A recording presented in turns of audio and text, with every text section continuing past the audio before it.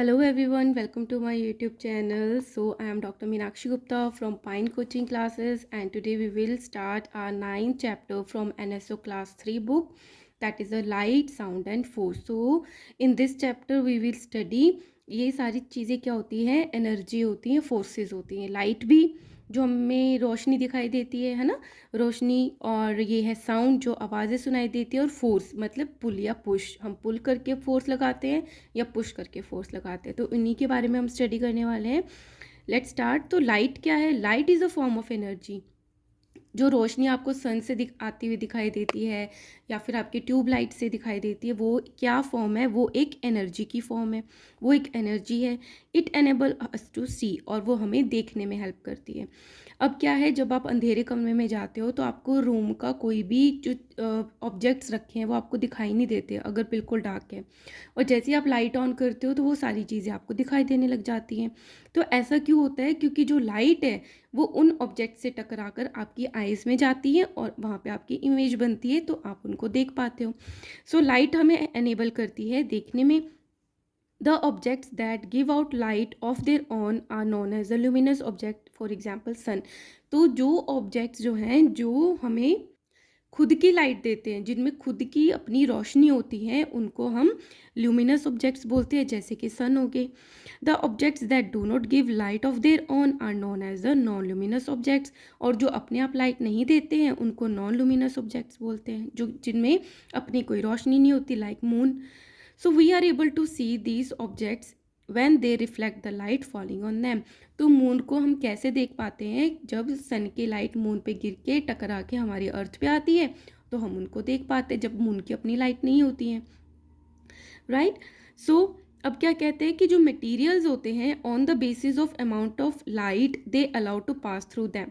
अब मटेरियल्स को हमने तीन वेज में डिफ्रेंशिएट कर दिया। किस बेस पे? कि कितनी लाइट वो अपने क्रॉस, अपने थ्रू पास होने देते हैं। ट्रांसपेरेंट मटेरियल किनको बोलते हैं? लाइट पासिस थ्रू देम, जिनके थ्रू लाइट पास हो सकती है। जैसे आप प्लास्टिक का कुछ भी देखोगे या ग्लास देखोगे, कांच देखोगे, तो उसके आर पार आप देख सकते हो। ओपेक क्या होता है? Light does not pass through them, जिसके थ्रू जो है लाइट पास नहीं हो पाती, ऐसे मटेरियल को ओपेक बोलते हैं। एक होता है ट्रांसल्यूसेंट। ट्रांसल्यूसेंट क्या होता है?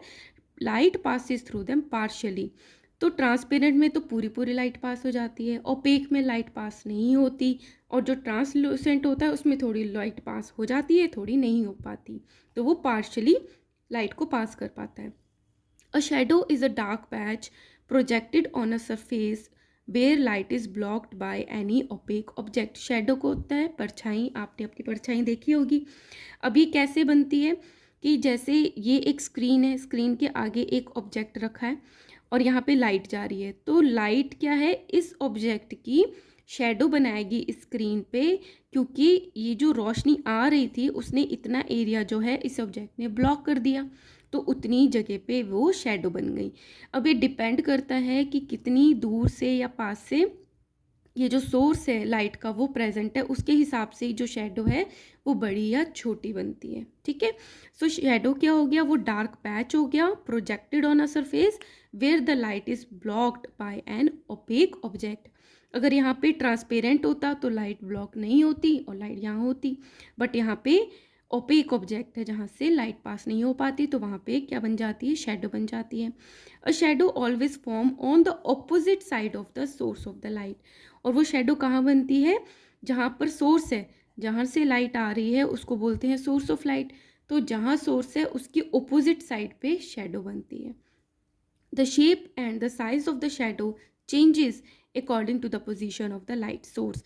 तो जो शेप है और जो साइज है वो चेंज होती रहती है according to the source of the light किस पोजीशन पर है, ठीक है। तो ये सारी चीज़ें हमें लाइट के बारे में बेसिकली समझनी है।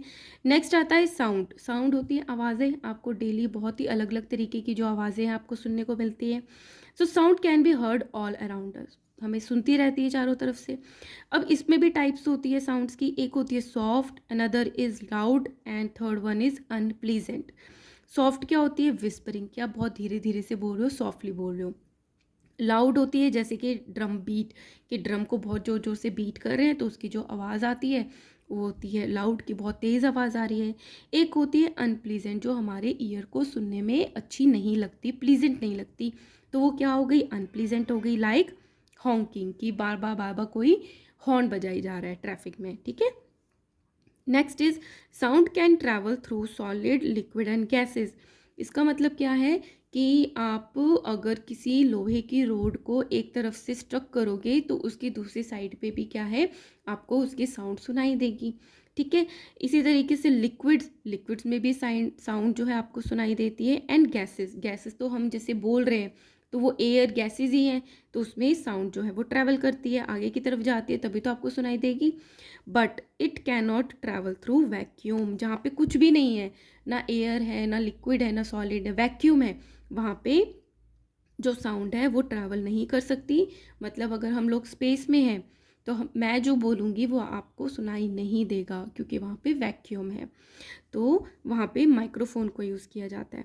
सो अब क्या कह रहे हैं, an echo is produced when the sound is reflected और bounced back towards the source.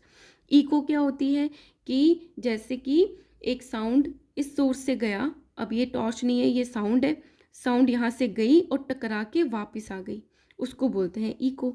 So echo is produced when the sound is reflected और bounced back towards the source. जहाँ से साउंड गई थी वहीं पर ही टकरा के वापस आ जाने को बोलते हैं echo. Echoes can be use to find the depth of the sea. अब इकोज को कहाँ यूज़ किया जाता है कि जो समुंदर है उसकी डेप्थ कितनी है, उसकी कितनी गहराई है, तो इकोज छोड़ी जाती हैं। तो कितने टाइम के बाद उसका जो नीचे का तला है, जो उसकी डेप्थ है, वहाँ पे टकरा के जब वो वापस आएंगी टाइम को नोटिस करके, उनमें उसकी डेप्थ को कितनी दूर है उसको मेजर किया जाता है, तो यहाँ पे इको को यूज़ किया जाता है।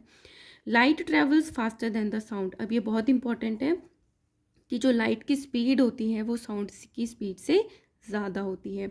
तो जब बिजली चमकती है तो बिजली चमकी तो लाइट की स्पीड, एक तो आवाज़ होगी तब और एक लाइट प्रोड्यूस होगी, तो लाइट पहले दिखाई देती है हमको, आवाज़ उसकी बाद में सुनाई देती है। क्यों? क्योंकि लाइट की जो स्पीड है वो आवाज़ की स्पीड से ज़्यादा होती है।